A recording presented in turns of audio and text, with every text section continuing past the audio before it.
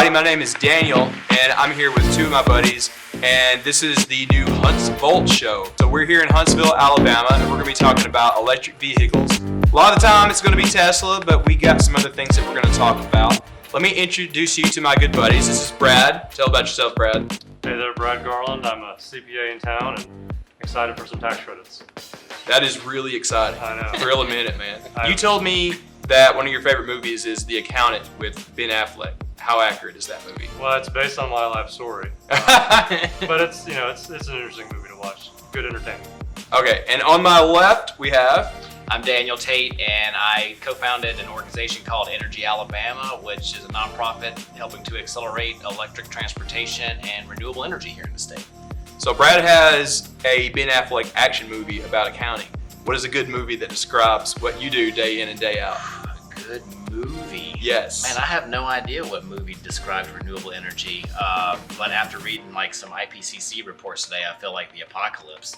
Oh boy! So with trying to solve climate change, so that's really dark and it is. A whole nother world. A couple of weeks ago, I watched that old movie, The Day After Tomorrow, which does not hold up, but it was great cheese for an hour and a half. I feel like maybe that will or won't be accurate. We're gonna do everything we can, and all of us are gonna help. So we get everybody in electric cars. We're gonna make sure this is not accurate. So we're saving the world. We're saving the world. Okay, so we don't have to have them plow over the snow over the Statue of Liberty to come save us. There we go. Okay. That's a throwback. It's actually not that bad of a movie. It's terrible and cheesy, but I had fun watching it on Netflix for an hour and a half. All right. First of all, we're going to talk about a little news. Then we're going to have some discussion about some stuff about our journeys into getting Teslas and also kind of tricking them out after we got them. But the first thing we're going to talk about is some news that just came out today. So today we heard that there's going to be a little bit of a delay with the Cybertrucks. Did you hear about this, Brad? Yes, it sounds like they made it official. The Cybertruck release got pushed to 2022, and they think they'll be able to really produce them and get them out to the consumers. Mm-hmm. So what do you think? What do you think the holdup is, guys? Is it like the chip shortage that's hitting a lot of tech right now, or is it just the new Texas plant still being under construction? One rumor I've heard is actually has to do with steel. Yeah. A lot of the steel that they're needing for the frame for the body, being a different kind of setup. There's a delay in the factory that's supposed to be built to get the steel to Tesla to make the truck. Okay, I hadn't considered that. I hadn't heard that either, but all the things. I'm sure none of that is helping them. So refresh my memory. The Cybertruck is all stainless steel on the outside, right? So it looks and is constructed like a DeLorean, basically. That was my understanding. What is that? Is that yours? Yeah, it's gonna supposedly be unibody. I don't know if that's the right phrase, but no, I think you're right. It's gonna be one solid structure, and it's not gonna just be stamped together or molded. I don't even know what that term is. And then they're gonna use the steel to make the truck with the rest of the parts. So you would think that it would be the chip shortage that's hitting like laptops and PlayStations and TVs, but apparently that may not be a problem for Tesla. I know it hasn't been as big of a problem for Apple, for example, because they have such a good supply chain with a lot of things. Do we know if Tesla has a good supply chain for everything that they need for their cars? I think they tried to prepare when they saw the upcoming chip shortage come up. So hopefully they've got some other resources in play, but who knows what they've got working in the background. So I was telling you guys before we started shooting, I actually got the chance to drive by the Tesla. They call it the Gigafactory? Is that the right name? Yeah, I drove by the Gigafactory in Austin the other day, and I was unprepared for how enormous it was. And it still looks like it's only halfway done. I'm talking like football size, like fields full of the concrete where they're about to put everything out there. Maybe that's a reason that there's a bit of a delay because they're getting that facility constructed. I don't know. And it's crazy. I told you about this. When you drive from Houston to Austin, you go through all these like cow pastures and ranches and everything, and all of a sudden, boom, a giant Tesla plant just out of nowhere, out there in the middle of nowhere in a Texas ranch, which I guess is par for the course out there in Austin, Texas. Right. Yeah. But great town. I love Austin. That was a great pick for them to put that factory. Have you heard anything about why Elon and all them picked Austin for that particular place? Well, I don't know a ton about why they picked Austin. I mean, it is a good fit. There's no doubt. I mean, don't get me wrong. I think Huntsville's a great fit. We need to be making sure we're on the list for the next time around, right? We need one here? Hey, if we're doing what we're supposed to be doing to get more and more of these vehicles on the road, we're going to need a few more Gigafactories, I think. But Now, wait a minute. You're right about that because we have the Google thing that's here in town. What do they call that again? The data process. The data center. The data center. So we have that nearby, and we have a Toyota manufacturing facility not far from town. So maybe it does make a lot of sense for a Tesla facility to be here in Huntsville. Hey, the new Toyota Mazda plant is going to be doing some electric vehicle manufacturing as well, from my understanding. So I think it's also some of the suppliers that feed into Mazda and Toyota are going to be locating here. So hopefully we're starting to build some infrastructure in town and build in some folks are going to be employed in the electric vehicle industry here in town. So I think that's a good base to encourage folks like Tesla to take a hard look at Huntsville. I think so. We were talking about Austin and how that fits there. Huntsville is kind of following in the footsteps a little bit of Austin in a way. I feel like Huntsville is about 10 or 15 years behind, well, probably more, a little bit behind Austin when it comes to tech companies coming here. We're a little bit more of a space and missile defense kind of town, but it would still make sense to have things like that. I think so. I think there are fair comparisons between here and Austin. And I had on my notes here, we're talking about the Cybertruck when we started. Without looking at my notes, how many do you think have been pre-ordered? How many Cybertrucks have been pre-ordered? Cybertrucks? Yeah. I've heard at least 1 million. At least 1 million? Mm-hmm. What do you think? I'm going to go with 1.5 million. Okay, it's right in the middle. Well, almost in the middle. 1.2 million have been pre-ordered. I should have voted for $1, Bob. $1, Bob. This game don't work like that, boys. But yeah, 1.2 million are waiting to have it shipped to them next year. How has the Cybertruck aged for you? So it's been a while since they unveiled it. Are you still thinking it looks a little ridiculous? Does it look cool? Let's start with you, Brad. What do you think?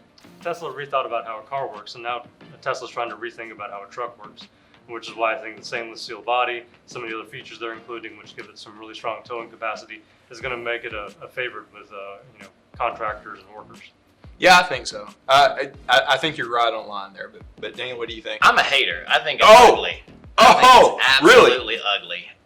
That said, even though I'm a hater and I think it's ugly, I recognize that apparently 1.2 million people disagree with me and have every reason in the world to put their money where their mouth is and tell me that I'm wrong. So I also recognize that even though I'm a hater, I personally think it's ugly. That Brad's right. I mean, there's no doubt this is part of Tesla's ethos, right? They have forced other people, including people like me, right, to rethink things, to force others into the market. So even if I disagree, I think that it's going to force a lot of innovation, a lot of people thinking differently about what features have to be there. So I get it. It's got a place in the market. I won't be in line to get it, but that's just my personal opinion. You guys split the difference when it comes to the estimates on the pre-orders. I'm going to split the difference when it comes to opinions on the Cybertruck. I was more in line with you when it first came out. I was like, well, what are you doing? Baby, what are you doing? This looks ridiculous. But in the years since they've had it out, I realized that it's kind of a style statement. It's kind of like an ethos statement almost. Right. Like you said, it purposefully is different. I can't see myself driving one because it looks ridiculous. It looks like it's out of an N64 game. I wouldn't be ashamed to drive it, but I would feel like a sore thumb sticking out. But what they are doing with it, under the surface of it, is very cool. The thing I wonder about, though, the new Ford Lightning is kind of a more traditional approach with how an electric truck should work. And some of the stuff it theoretically will be able to do is going to be a lot more applicable than what the Cybertruck is going to be able to do. For instance, the reverse power. Yeah. You could use it to reverse power your house if the lights went out. I don't think you can do that with the Cybertruck.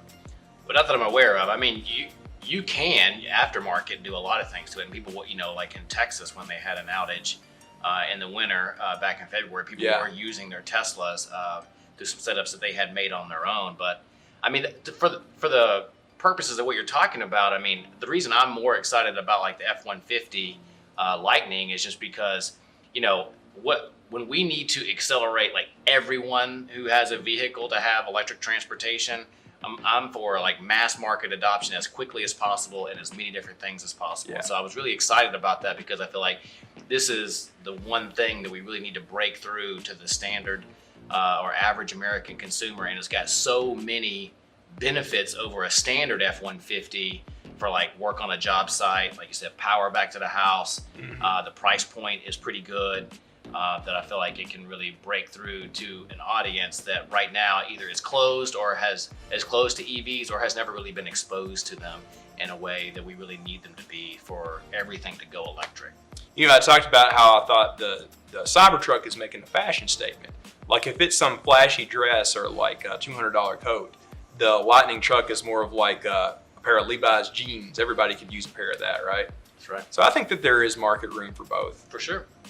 All right, next thing up, we're going to talk about the production time and how long it takes for somebody to receive their car. So it's going to be next year until people can receive their Cybertruck.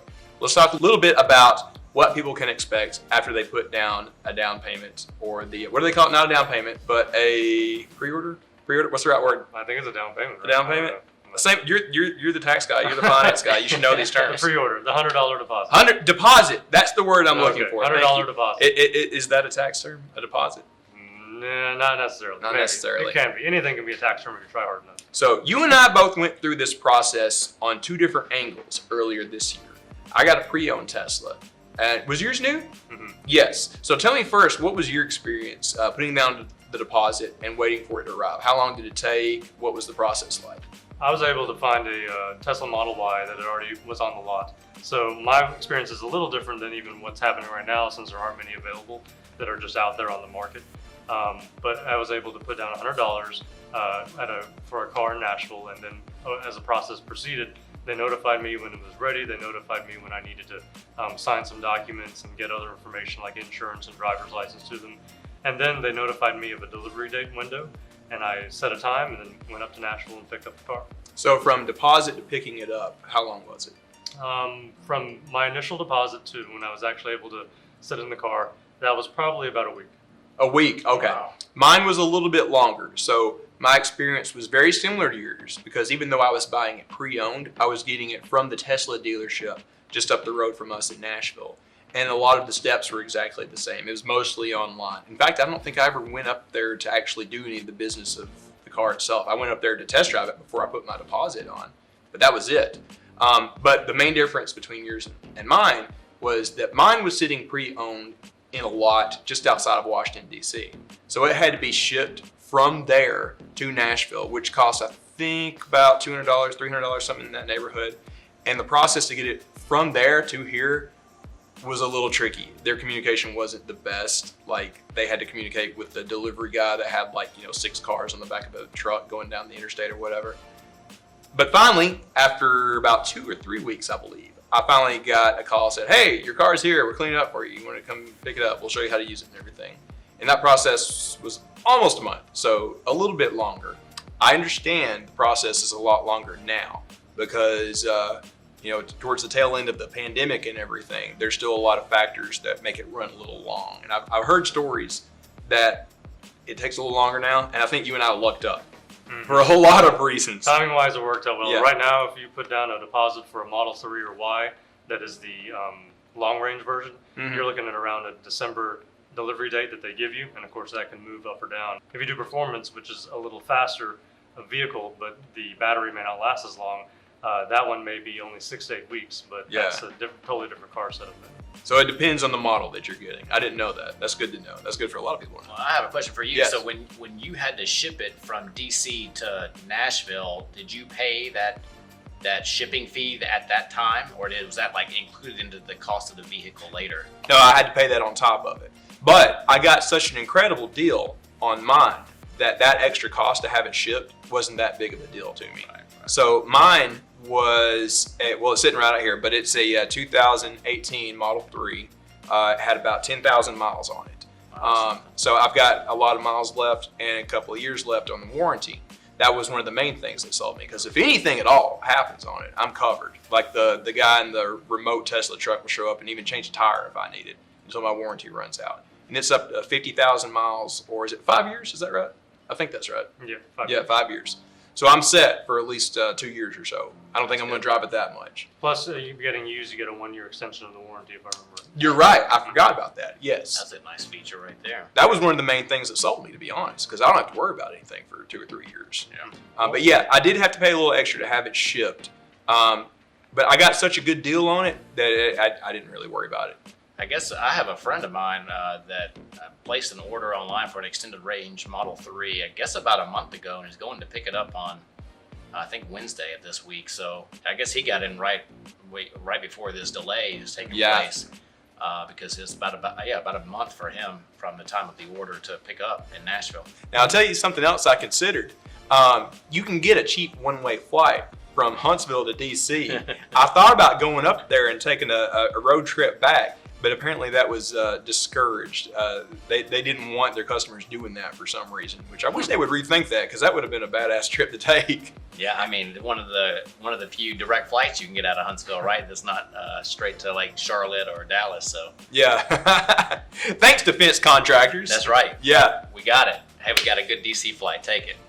All right, boys. Well, and you're highlighting one of the challenges with buying a used Tesla in the state of Alabama, or even a new one that's not on a lot nearby, is that no matter what, you're going to have to pay some delivery fees to get it to a close location like Nashville or Atlanta. And we should probably talk. We don't have to do this today, but some of the time we should definitely talk about that, because there's a real, frankly, easy way for us to fix that in Alabama, but it probably will take some changes in the state law. Tell us real quick, what's that easy way? Well, I mean, really, we're just going to have a change in the state legislation that allows Tesla to sell direct to consumers. So many states around the country have allowed that, so that Tesla and frankly other electric manufacturers like Rivian, for instance, to be able to sell direct to consumers, because they don't have dealers like you go to a local Ford dealer or a local Chevy dealer that buys from a manufacturer.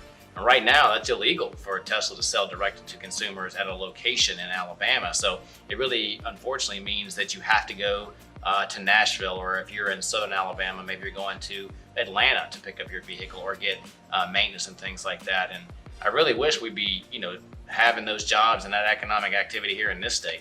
Now, is Alabama losing out on tax revenue because people have to go up to Nashville or over to Georgia to make their Tesla purchases? As far as tax revenue goes, as far as tax revenue goes, no. No matter where you purchase your car, it's about where you register it, where they capture the taxes. Well, they got their money out of us then. In fact, there was that extra fee for having an electric car in Alabama. Yeah, Alabama has implemented a new EV tax, which is an additional $200 or $100, depending on your vehicle, at time of registration, and then a new annual fee also due upon your renewal. They'll get you one way or another. They will. I will say, though, the original proposal for the fee was much higher than it was. And, we worked at Energy Alabama along with a bunch of other groups to get that much lower. I still wish that it was lower than it was. That said, it's lower than it was originally proposed. And the good news is that half of the fee that you do pay, so $100 out of the $200, goes into an EV infrastructure fund with the state. So half of that money is dedicated only for use in growing EV infrastructure in the state of Alabama. So at least we're going to be putting that money to good use for EVs rather than kind of we'll never see it again type of situation. I'm glad y'all are here. I did not know about these kind of things. Now, I did know about the extra cash I had to pay for my car because I had to do that. You warned me about that. But that stuff I did not know about. Yeah. I'm glad y'all are here. Now, where are there any examples of where the EV infrastructure has been planned to go so far? Well, so far that money is going to go sit in a pot until it gets large enough to be able to go out. And there's not a ton of EVs in the state yet to where that pot's big enough, is my understanding. But it will be managed by the Alabama Department of Transportation. At least that's my understanding right now. I'm sure a lot will change between now and when it actually goes out. But the short answer to your question is there has been a good bit of infrastructure and money go out, but it has been through the VW settlement. So if folks remember, VW got in a bunch of trouble for frankly cheating on emissions with their diesel vehicles. And so every state in the country got a pretty sizable amount of money in order to do projects in their states in transportation that would reduce emissions. And so here just a few weeks ago, the state of Alabama announced, I think it was like 10 or so level 3 chargers on the I-20, I-59 corridor through central Alabama from the Mississippi border all the way to Georgia. So going from Tuscaloosa, like on your way to Atlanta. That's right. Yeah, that's right. And then there should be another round of that coming out in the relative near future. That'll do the I65 corridor. Please. So much closer to home here in Huntsville. But there is infrastructure getting built out of that, and then this DOT money, as more and more EVs come online, will start also doing projects to fill in holes. Do you know if the I65 corridor is going to include our little section by I-565? I don't know that off the top of my head. I will say, at least Birmingham example, is probably likely in the sense that there were a couple of the awards that were actually on, I think, I-459, so it kind of took that belt artery, if you will, above I-59, I-20. So I would expect most of the awards to be on I-65 proper, but maybe one or two chargers off of, like, say, 565, or a spurt off of 65, maybe in Mobile. They kind of not on the core interstate, but really nearby. What sort of entities can apply for one of those grants? Well, those are really open to almost anybody. It's pretty open and relatively easy to do. I mean, the application, compared to a lot of applications I'm used to seeing, is pretty streamlined. So any business, nonprofit, government agency, things like that can do it. And I think most of the ones we saw awarded in the I-20 corridor were just businesses, regular businesses that had locations. Like, I think the Buc-ee's in Leeds is going to be putting in some EV chargers. I finally went to a Buc-ee's the first time. Those places are mind-blowing. Yeah, it's incredible. It's huge. But that's the point, right? They're right off the interstate. Tons of people are going to be there. Great location for it. So, they applied and said, hey, we got a lot of markers that make us a great location for fast charging. Do it here. And they made it happen. We need some fast chargers here in Huntsville. There are currently none on level 3 outside of the Athens Tesla Supercharger. Now, we are supposedly going to be getting a Tesla Supercharger in town. Is that right? Here in Huntsville. I think I've heard that. Yeah. What do we know? That's the rumor. The rumor is we're supposed to be getting pretty sizable. I've heard, like, double-digit number of chargers in Huntsville, pretty close to Research Park and 565, somewhere in that area. I don't know an exact location, but that's the rumor that I've heard. That would make a lot of sense, because we have a lot of federal visitors coming out there for the Arsenal or Research Park or whatever, and you have a lot of these people who are forward-thinking, who have an electric vehicle. I have seen, maybe it's just because I got one and now I notice them more when I'm driving around town, but it seems like it has exploded here in Madison County in the past year or two. I have to maybe agree. it's just that psychological effect, since I have one now. I don't know. I don't have a Tesla, and I'm seeing them everywhere. So it's like maybe it's psychological on me too. But I mean, I live in this little cul-de-sac, and one of my neighbors got one, and within a year, I mean, there are 3 people in a cul-de-sac of, like, I don't know, just 6 or 7 houses that have Teslas. So yeah, you're right. There's 2 in my little neighborhood. It's contagious, like solar power. Watch it with the contagious talk these days. Oh, that's true. Yeah, that's true. I shouldn't. Yeah, it's okay. Contagious, folks. Yeah. we don't avoid things like the plague anymore or anything like that yet. All right, guys, we're going to have a lightning round on a couple of different things before we sign off today. All right, so this is one me and you have been talking about. We got the Teslas. What is the must-have accessory that you want to have for your Tesla? Now, you have a Y. I've got a 3. They're very similar. But what for you was the must-have thing that you had to do to yours? So one of the first things I ordered when I got the Model Y, that was kind of a third-party accessory, and I guess it's the accountant in me, I got an organizer for the middle dash. Oh my goodness. Because it's a big empty box, and so you put stuff in there and it disappears. So I got a little tray organizer, and it can keep keys and sunglasses and everything else, and it works really well. I think if you sold that, but you called it like the Tesla pocket protector or something, you would With sell a little it like calculator built in. That'd be good. That'd be good. It comes with a free green visor. That'd be good. Now, see, I'm not going to push back on you too much, because, like, I know you're keeping it organized because you're carrying around 2 kids a lot of the time. Makes sense. It's not the accountant in you; it's the dad in you. Well, and the next thing, one of the other things I bought that was for the Tesla after that was some back of the seat organizers as well. There you for go. all the trips, for all the travel. Yeah. For the kids. And you got young kids too, so I mean, I had the same thing. So that means extra mess. You gotta make sure you're organized, no doubt. And also, he did something ridiculous. He got the white seats, the white interior. They're easy to clean. Have you regretted it yet, though? Is it still white So with the far, kids? so far, no Cheerios or juice have stained it too badly, and there's Too badly. Yeah. Too badly. Yeah. But really, just some wet wipes have been able to clean up any spills so far. So it's been good. So that's about 6 months in, and it's still white. It's not like an off gray or a Yeah. purple from juice and stuff yet. Yeah, not yet. There's Yeah. there's more summer travel that remains. We'll see how that goes. Okay. So far, so good. So my accessory was a little less impractical because I'm not carrying around kids. I have these cool little LED lights. So I replaced the factory lights under the door and under the dash. I got these little things. It was like $30 for a pack of 4, and I got 2 packs of them. So now I glow purple when I roll in at night. It's like underneath the driver's thing, and it makes the whole thing kind of have a bit of an underglow when I open the doors at night. At first, I was like, why did I get this? Because it was a little tough to install. But I had to be a little bit more brave and really rip it off of there to get the old ones off. And nothing broke. It was a matter of kind of playing, kind of like defuse the bomb, because I had to take the wire out of the old one and put it in the new one. It was a little tricky, but after I did 1 or 2, it was easy to get the rest. It took about 5 minutes a piece on the rest of them. So it was a fun little project to make it more of my own. And I also got these cool lights that I put in the center console. I bought it for $30 on Amazon. And you can use the app to change the colors. If you change colors while you're going down the road, you can make it whatever you want. It'll beat with the music if you want to do that. I didn't do that. I thought that was a little much. It's a little distracting.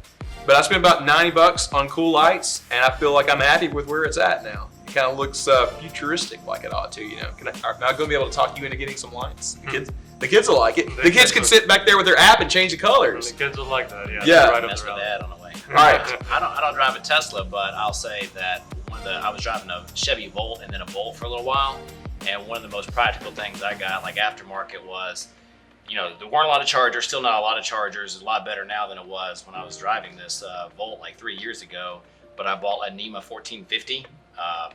Now explain what that is for type people of that don't know. adapter. So like a NEMA 1450 is a type of plug that's much more common like in marinas and outdoor venues and stuff like that. Yeah. So it's a 240 volt, 30 amp or higher. So it's a level 2 charger basically, but Yeah.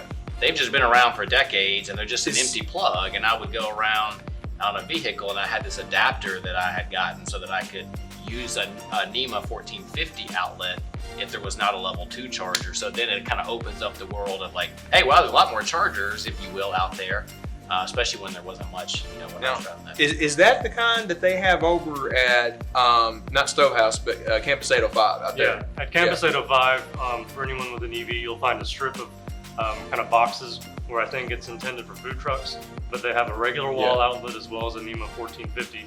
And so if you get the regular plug or the adapter, which I have, you can go there, park, plug in, you know, grab a drink, grab some food, let the kids run around on the lawn, and then you're charging while you do Yeah. it. Right. I haven't used that yet, but they don't care if you do that, really?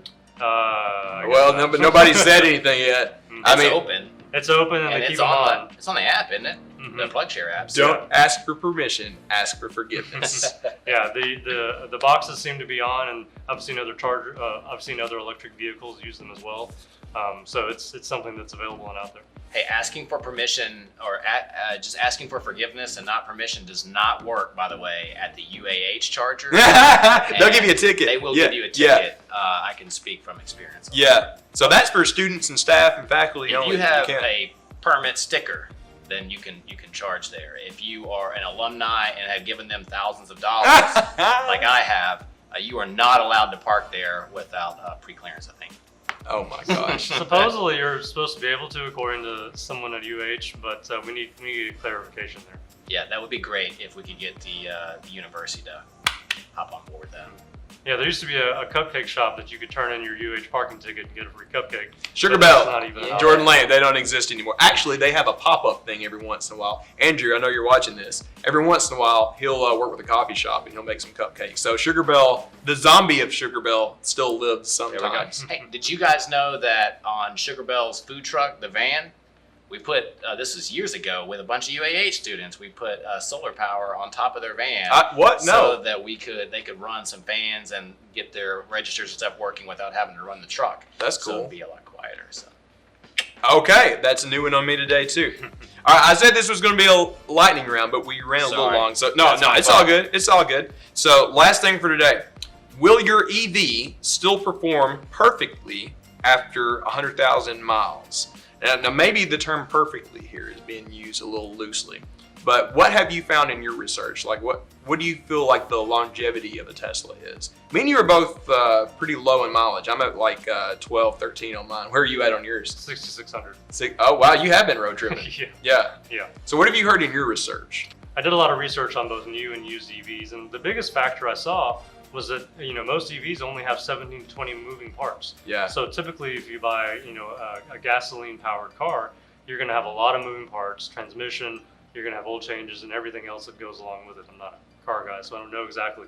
But with an EV, you have a lot less moving parts, and so there's less wear and tear as miles go on the vehicle. So even if you get something with 10,000, 20, 50,000 miles, a lot of it is just tires. Brakes aren't even really used because you use regenerative braking. Windshield wipers, Mhm. little bitty things. Mhm. Yeah. So a lot of it is just going to be how does the exterior of the car look from just wear and tear on the paint and everything, and how are the tires. But everything else, the mileage, the miles don't really wear and tear that much. Yeah. But what about the battery? What can you expect the battery to be doing after 100,000? I mean, it will degrade some, but it is largely, at least from my research and talking to a lot of owners who have a lot of miles on a Tesla, is largely a result of how you drive it, right? Just like you would expect out of your batteries in a laptop or batteries in an iPhone, right? The harder you are in your vehicle, the more you can expect some degradation. But the degradation, at least what I've found, is quite minor. Give you a different example that I had. That's not a Tesla, but the Chevy Volt that I was driving.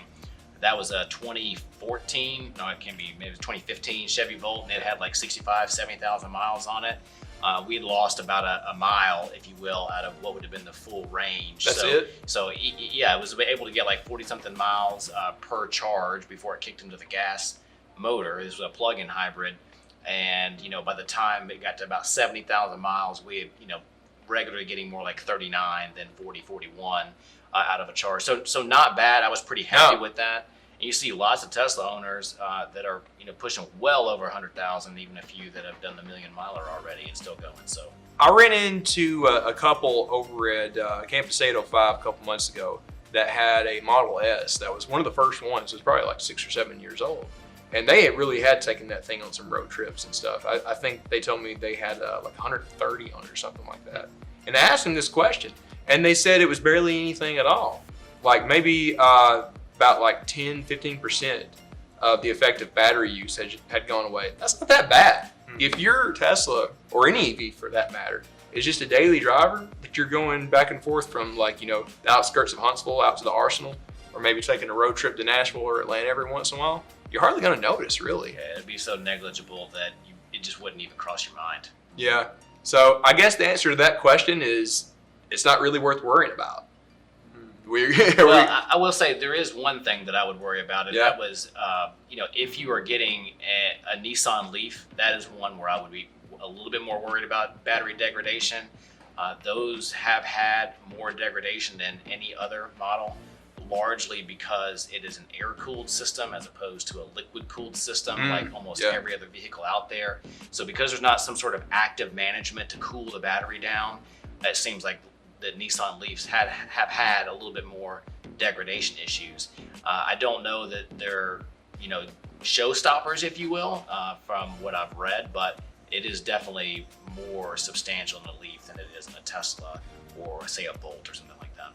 Yeah, is not having an actively managed cooling system a bigger deal somewhere like the Deep South, where you're going to have these hot summers and your mild winters, but not as hot summers? Yeah, really anywhere where you have such extreme and long weathers, long winter or long weather like we have in the summer. So yes, the Deep South is probably not a great spot for an air-cooled type of system, whereas maybe somewhere like the Pacific Northwest would probably have a lot less degradation than you might have here, because you're going to likely have milder summers and milder winters. And you probably would also have significant degradation on a Leaf, like in northern Canada, I would imagine, or if you're driving in Alaska, maybe even more, because cooling is good, right? They tend to perform a little bit better in the cold weather, but being that sustained probably would do some damage.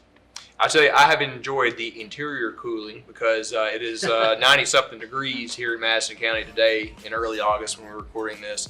And now that I have driven my Tesla and a lot of the heat here in North Alabama summer, it is so much better than my old, actual engine Mustang that I used to drive before this. I have appreciated that. How's it doing yours in your road trips? Are the kids staying cool? I don't know. The air conditioning has worked real well, and being able to turn on the air conditioning before you get in the car and keep it actively cool, including dog mode, has been a big advantage. That remote thing that you can do with your app to cool down your car before you come out to it, lifesaver, game changer. I love that.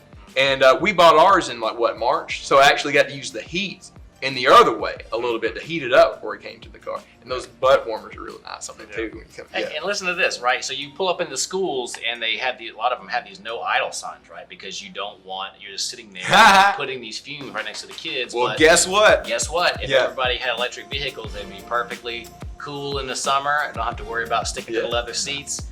And we wouldn't be, pumping a bunch of stuff right next to the kids. Yeah, but my recommendation, don't get the white seats. I still think that was a bad call, but we'll find out here in a few months if you change your mind about that, right? Yeah. Thanks everybody for joining us for our first sit-down kind of a talk show edition of Huntsvolt.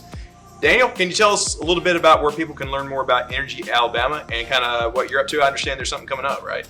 Yeah, for sure. We're always trying to do fun stuff in the community. You can find more about Energy Alabama at energyalabama.org, and we're also at Energy Alabama on all the major social channels, so Facebook, Twitter, Instagram, things like that. And yeah, we went out this past Saturday. It's always the first Saturday every month, I believe, at Charlie Foster's EV meetup. I think we had probably 10, 15 vehicles this past Saturday out there. That's cool. A lot of folks just having a cup of coffee, learning about an EV, some people that were interested in getting one and trying to ask questions from owners. It was great. Come join us next. And that's over at Stovehouse on Governors here in Huntsville. Right. Charlie Foster's Coffee House at Stovehouse, first Saturday of the month at 8:30. First thing in the morning, man. They're trying to sell that coffee. You gotta need it. You gotta need it. Brad, where can people find you? And we should give you props because you started this whole Huntsvolt thing. So tell everybody about that too. So you can find Huntsvolt at huntsvolt.com. You can also find us on Twitter, Facebook, and Instagram. You'll be able to find out more news and developments as Alabamians learn more about electric cars and as more electric cars come to the state. Sounds good to me. All right, I've been Daniel. Thank you for watching. We'll see you next time. See y'all. Bye.